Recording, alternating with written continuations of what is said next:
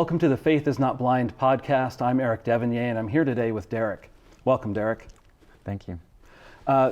Just to start off, we would just like you to introduce yourself just a little bit.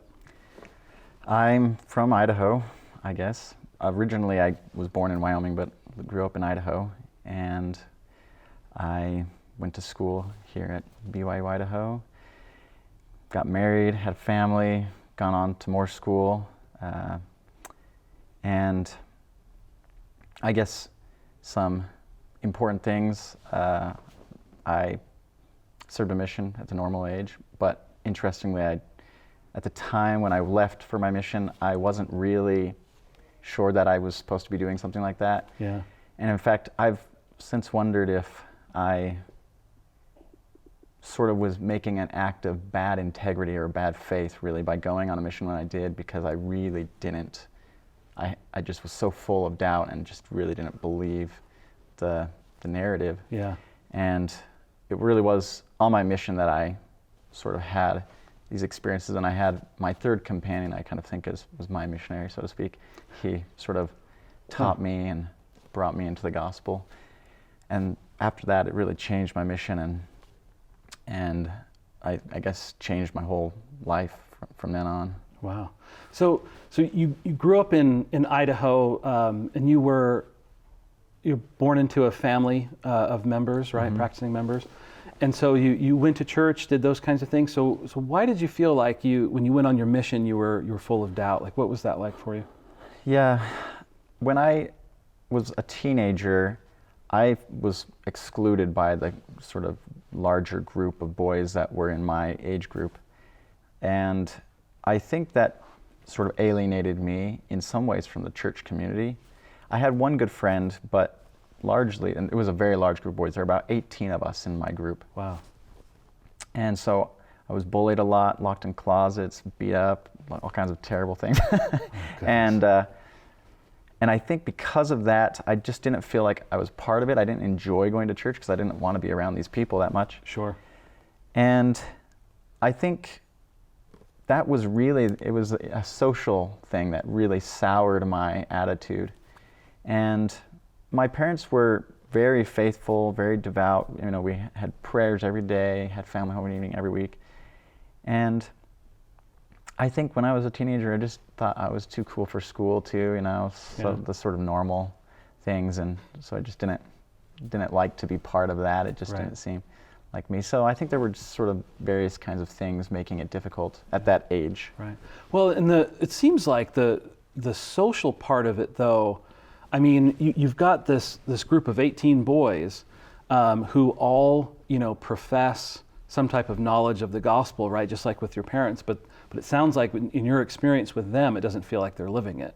Yeah. And so that compounds, right? The problem is it seems like, well, what's the use of the gospel if this is going on? Right. And so you have this as a background. So what was it that led you to go on a mission? Well, honestly, I think a lot of it was just the social pressure. And I grew up in a family, my dad's parents were very active, all my cousins were very active, everybody was serving missions. It was just sort of the thing you do. And so I think the reason I went was because of this intense social pressure, and also because I hoped it was true, I think. Yeah. It wasn't that I hated it and just went because I was a coward, I think. Yeah. Although I think part of it was cowardice. But I think part of it was, I really wanted it to be true. And then one other, I think, important thing was, I have and had a lot of respect for my dad. And I think there was this part of me that thought, my dad wouldn't believe something that's completely crazy, would he, And I wanted to be like my dad, and so I think that was an important part of it too. Yeah, and so you go on a mission, and then you had mentioned this, your third companion, that was where you felt like you had experienced a conversion.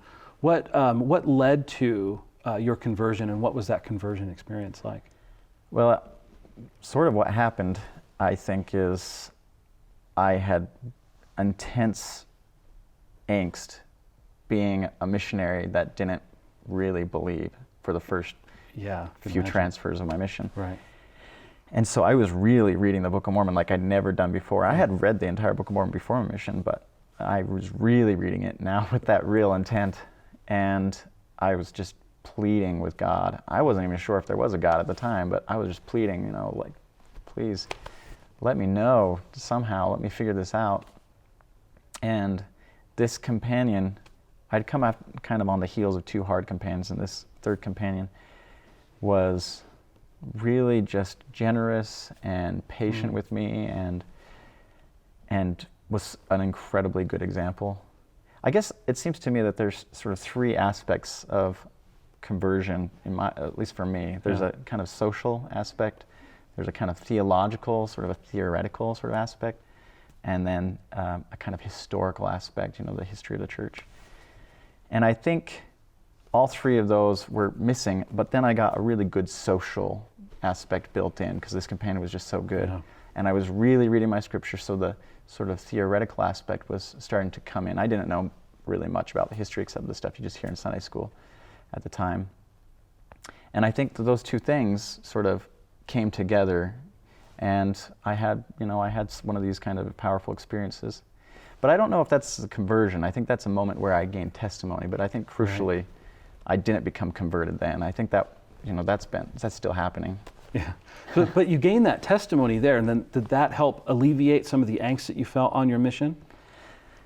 Yeah, in fact, it was a complete paradigm shift for me. I went from being this kind of, I don't know, I don't think outwardly I was sullen, but I felt sullen inside and depressed, discouraged, to I just felt completely on fire the rest of my mission. I just felt unstoppable. I felt like I just had intense spiritual power flowing through me from that moment on. And so you have that moment, you serve your mission. You had mentioned that conversion process is something that's still happening, right, in your life. And as we gain more truth and as we try to develop and become more and more like Christ, what challenges have you faced as you've grown that testimony that you had that started on your mission? So I think I had this nice trajectory going into college, and I felt really great most of college. I majored in English, and that was a really important sort of formative thing for me because it really taught me to read and think more about things. And I think it helped shift my temperament a little bit too, to being more patient, a little bit more comfortable with ambiguity and so forth. But right after college, I actually did have a kind of intense crisis of faith where it just felt like somehow my belief system just got shattered. And it's a strange thing because it was just reading some history, not history of the church, it was some ancient Greek history.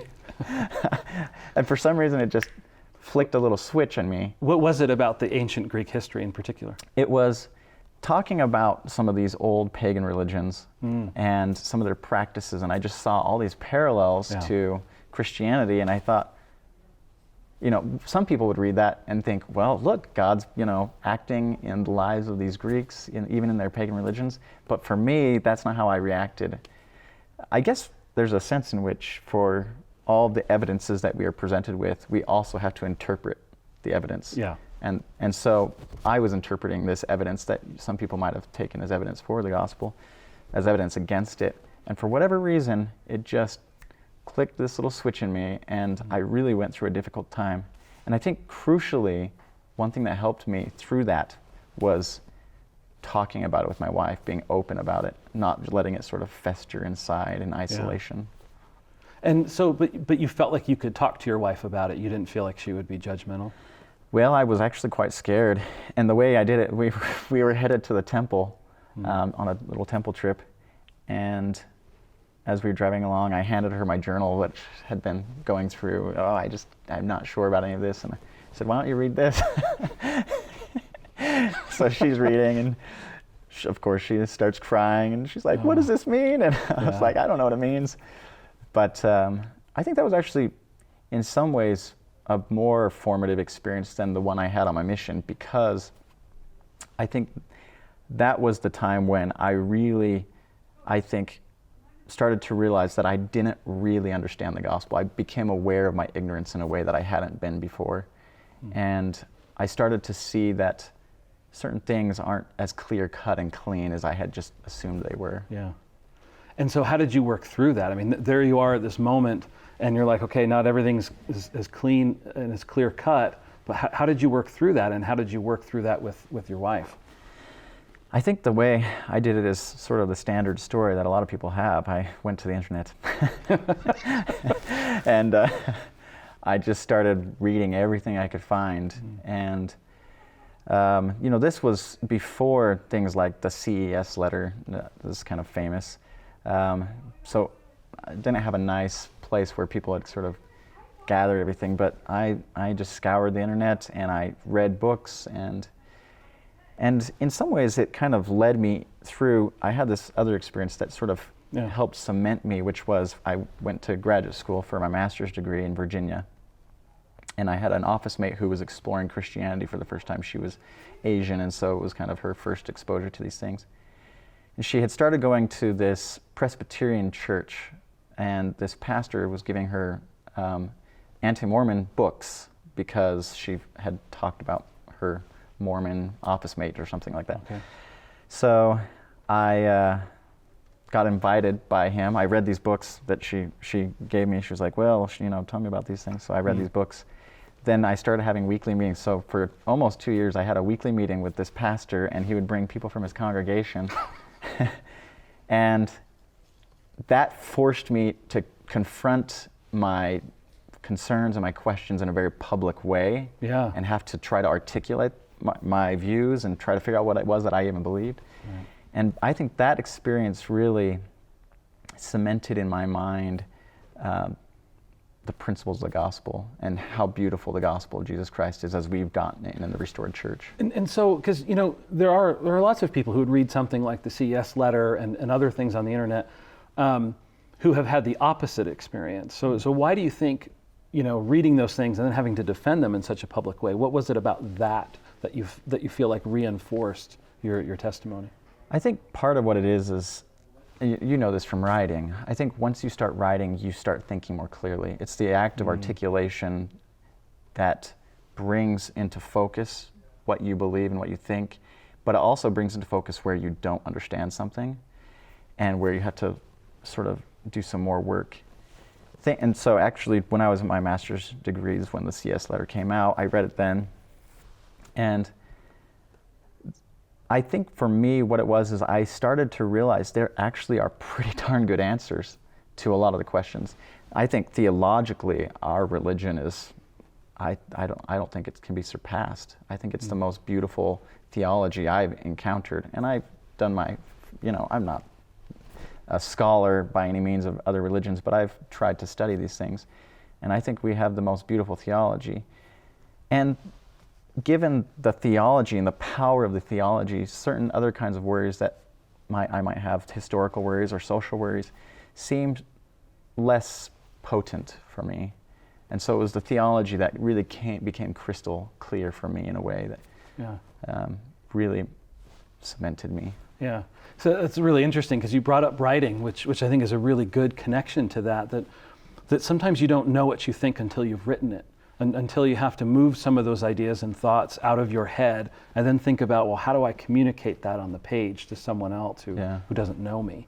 And it was through that process that you begin to see sort of a beauty to our theology that maybe supersedes some of the other issues that can come up, right? That's really good. Because it's interesting, too. You had talked about reading something from the Greeks, and so you're currently finishing a doctoral degree in philosophy. And, we've talked about reading a lot of books, and I know sometimes, some people can feel nervous or a little concerned about intellectualizing the gospel. And so one question I wanted to ask you was, so how is the process of using your mind or developing your cognitive abilities, how has that helped you to strengthen your testimony in the gospel? That's a good question. I think, maybe let me just say how I think about revelation, because I think that helps make it clear. I think there's a kind of model of revelation that we have that's pretty a dominant view in the church and other religions too, which is a kind of theophanous view of religion where God comes down and communicates directly or somehow. In a way, I think of this as the puppet master God, the God that like somehow suddenly takes control of the prophet and the prophet just literally communicates exactly what God wants. And I think that's the wrong view of revelation. I think of revelation as a kind of uncovering or unfolding of the truth. And God has endowed us with many faculties. I think our reason is one faculty, imagination, our ability to feel emotion, and the ability to feel the Spirit. I think all of these things are ways in which God has endowed us with capacities and faculties that allow us to get access to the truth. And so I think by training the discipline that I've received in philosophy, which has helped me to ask better questions, to pause and consider before I sort of endorse something, Right. Has helped me to hone that faculty of reasoning. And also I think imagination, because philosophy requires the use of a lot of imagination. And I think by honing those kinds of faculties, any of the faculties that we've been endowed with, we become better at receiving revelation. And so I don't think of reason as opposed to faith or something like this, but I think that they're actually part of the same package of things that God's given us. And by learning more about how to use these faculties effectively, I think we put ourselves in a position to receive revelation more clearly. And so, in fact, I think sometimes we can sort of hamstring ourselves by thinking that we only are receiving revelation when it comes just from the Spirit. You know, it's got to be like some voice in my head or something like that, or the burning in the bosom. Whereas I think, no, we should be using all those things. I think this is what Joseph Smith is teaching on Oliver Cowdery, you know, study it out in your mind. Right.